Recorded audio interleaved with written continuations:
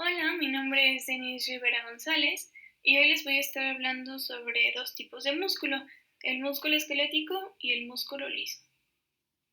Primero vamos a estar hablando del músculo esquelético.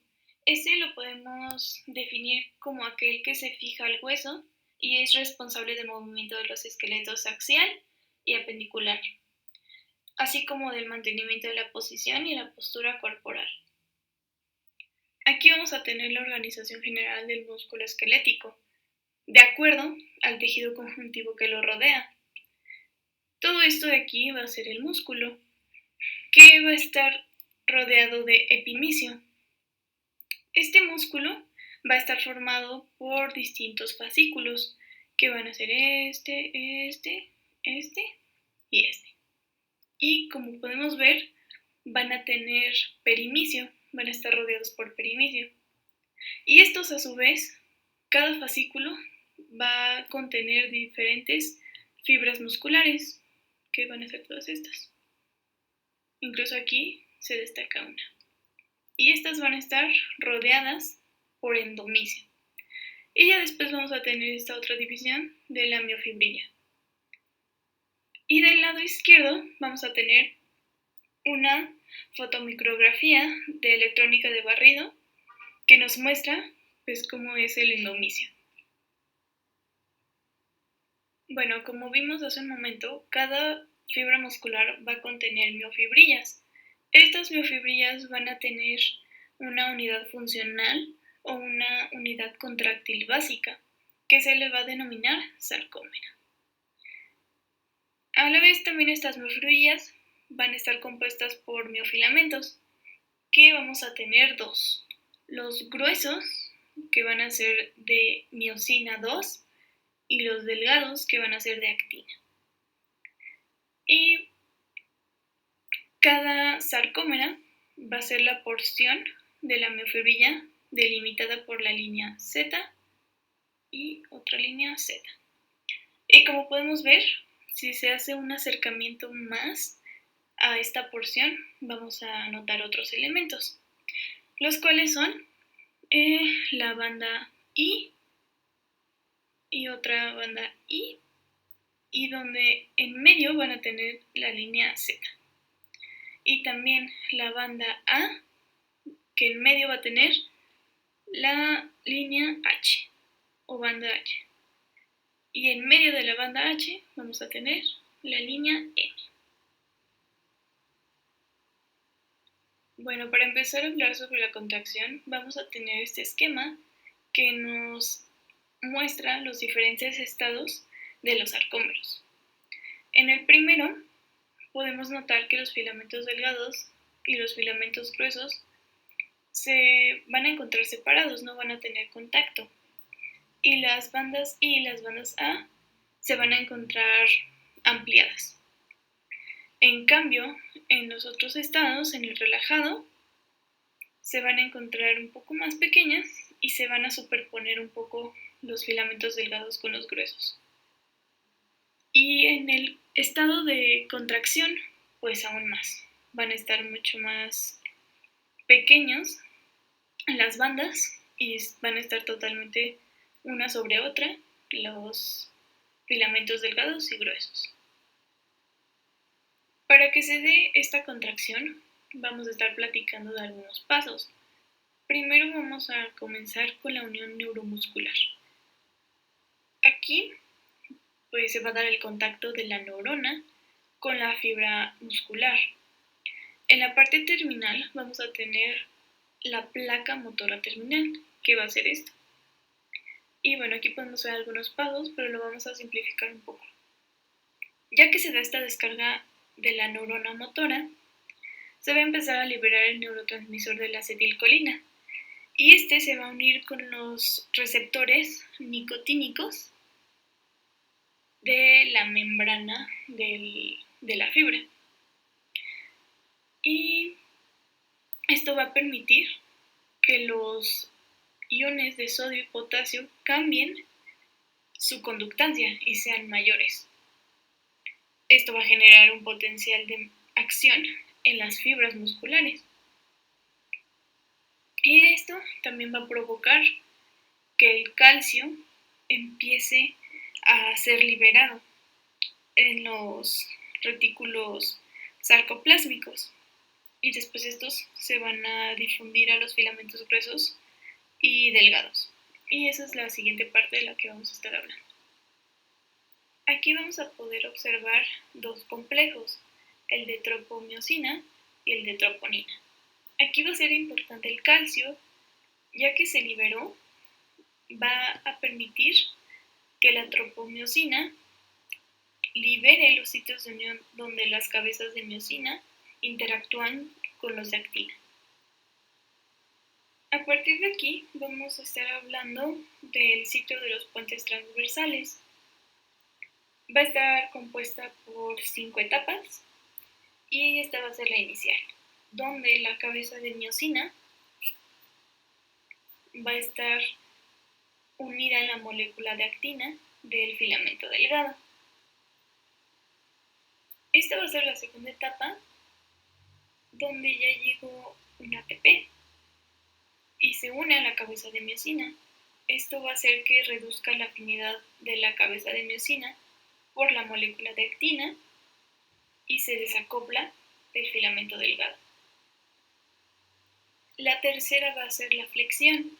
Aquí la cabeza de miosina se flexiona por la hidrólisis del ATP. Se convierte en un ADP y en un fosfato. En este cuarto paso, la cabeza de miosina se va a ir fijando al nuevo sitio de unión de actina en el filamento delgado. También va a ir retomando su posición erguida y se va a liberar este fosfato.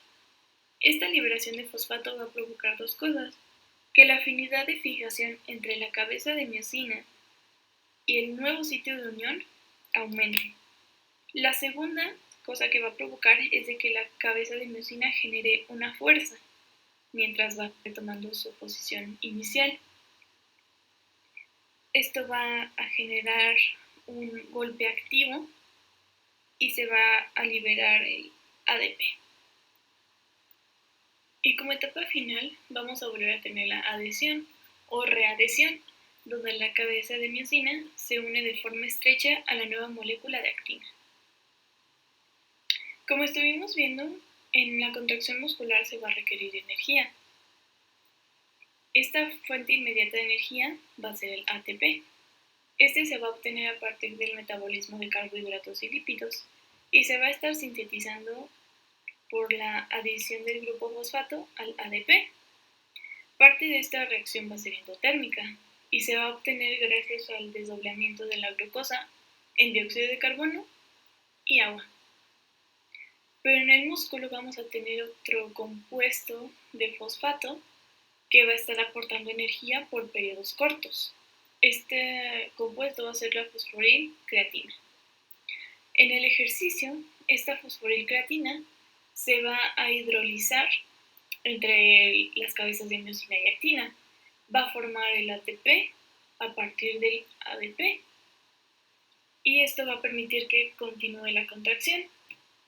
En cambio, en el reposo, el fosfato que va a estar mandando las mitocondrias se va a transferir a la creatina, por lo que se va a acumular una reserva de fosforilcreatina. Ahora vamos a estar hablando sobre la clasificación de fibras musculares esqueléticas. Las primeras van a ser las tipo 1 u oxidativas lentas. Estas van a ser fibras pequeñas que van a aparecer rojas en las muestras frescas. Se van a denominar de contracción lenta resistentes a la fatiga. Es por eso que coloqué esta imagen, porque se van a estar adaptando a las contracciones prolongadas y lentas, por ejemplo, para mantener la postura erecta. Y un alto porcentaje de estas van a constituir los músculos de los atletas de alta resistencia, como los corredores de maratón. Luego tenemos a las tipo 2A o fibras glucolíticas oxidativas rápidas. Estas van a ser las fibras intermedias que se observan en el tejido fresco. Van a tener tamaño mediano y pueden realizar la glucólisis anaerobia. Van a constituir las unidades motoras de contracción rápida resistentes a la fatiga. van a generar un gran pico de tensión muscular. Entre los atletas que contienen un alto porcentaje de estas fibras, se van a incluir a los corredores de 400 y 800 metros, los nadadores de distancias medias y los jugadores de hockey. Por último tenemos a las 2B o glucolíticas rápidas. Estas se van a observar de color rosa pálido en las muestras en estado fresco y van a ser grandes. Van a constituir las unidades motoras de contracción rápida propensas a la fatiga. Igual van a generar un gran pico de tensión muscular. Estas se van a fatigar rápidamente por la producción de ácido láctico y es por eso que se van a encontrar en alto porcentaje en los corredores de distancias cortas, los levantadores de pesas y otros atletas de campo. Ahora vamos a hablar de los tipos de contracción muscular. Primero vamos a diferenciar la contracción tónica de la contracción fásica. En la contracción tónica se va a tener una ligera contracción, incluso cuando los músculos están relajados. Esto va a permitir que exista un tono muscular, aunque no se produzca ni movimiento ni resistencia activa. Y en cambio, en la contracción fásica vamos a tener dos tipos. El primer tipo va a ser la isotónica. Aquí el músculo va a modificar su longitud en relación con la producción de un movimiento. Y vamos a tener dos clases. La primera va a ser la concéntrica. Aquí, cuando se produce un movimiento, como resultado vamos a tener el acortamiento muscular. Y vamos a tener ciertos ejemplos como levantar una copa, empujar una puerta o incluso dar un golpe. Y por otro lado vamos a tener a la excéntrica. Este tipo de contracción se va a dar cuando el músculo se alarga mientras se contrae. Y pues algunos ejemplos serían cuando se toma un objeto, se corre o simplemente se camina. Y en la isométrica no va a variar la longitud del músculo porque no va a haber movimiento, pero la fuerza o la tensión muscular sí va a estar aumentada por encima de los niveles tónicos, y esto pues para resistir a la gravedad u otra fuerza antagónica. Ahora vamos a ver cómo se va a relacionar todo esto con la clínica. Vamos a tener la miastenia. Este va a ser un tipo de conductopatía muscular. Estas conductopatías van a provenir de mutaciones de caracteres fundamentales o la disregulación de los conductos iónicos. La miastenia va a ser definida como la debilidad o la enfermedad muscular anormal. Y vamos a tener dos tipos. En la congénita, la persona va a tener un trastorno hereditario de alguno de sus conductos iónicos. Y en la grave, los receptores nicotínicos de acetilcolina van a disminuir hasta el 80%, lo cual va a limitar la respuesta del músculo a la liberación del neurotransmisor. Luego vamos a tener el síndrome de Lambert-Eaton. Este trastorno va a ser relativamente raro, se va a manifestar con debilidad muscular y los músculos proximales de las extremidades inferiores van a ser los más afectados. Va a haber una marcha de pato y también va a haber dificultad para levantar los miembros superiores. Esto se va a deber al ataque autoinmunitario contra los conductos de calcio que se van a encontrar en las terminaciones nerviosas de la unión neuromuscular. Y esto sería todo acerca del músculo esquelético estriado. Ahora vamos a empezar a hablar del músculo liso. Este se va a encontrar en los vasos, en los órganos y vísceras. Bueno, vamos a estar viendo algunas de sus características. Primero se va a distinguir del músculo estriado justo porque no va a tener estas estriaciones visibles. En lugar de las líneas zetas vamos a tener estos cuerpos densos. Va a contener tropomiosina, pero no troponina. Y en general va a contener pocas mitocondrias que van a depender en gran medida de la glucólisis para cubrir sus necesidades metabólicas. Pero aquí lo que lo va a diferenciar también va a ser que su contracción va a ser lenta y prolongada, no como en el músculo estriado, que hoy va a ser rápido. Y entre los filamentos delgados va a contener caldesmona y calponina. Como se va a encontrar en distintas partes del cuerpo, va a haber una variación en su estructura y función, y se va a dividir en músculo liso unitario o visceral y músculo liso multiunitario. Primero vamos a ver el músculo liso unitario.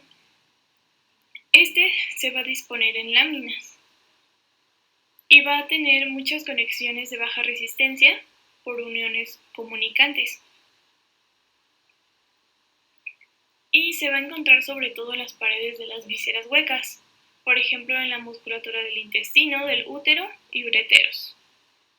En cambio, el tejido liso multiunitario se va a componer por unidades individuales, y aquí van a haber pocas o ninguna de las uniones comunicantes, y se va a encontrar en estructuras como el iris del ojo, donde van a haber contracciones finas y graduadas. Y los vasos sanguíneos van a tener de los dos tipos, del unitario y el multiunitario.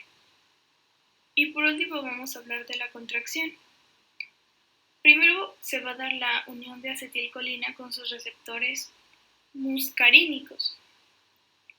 Esto va a hacer que la entrada de calcio a la célula aumente. Este calcio se va a unir a la calmodulina y va a activar la sinasa de cadena ligera de miosina. Esto va a provocar que se fosforile la miosina y esté en su forma activa y desplegada.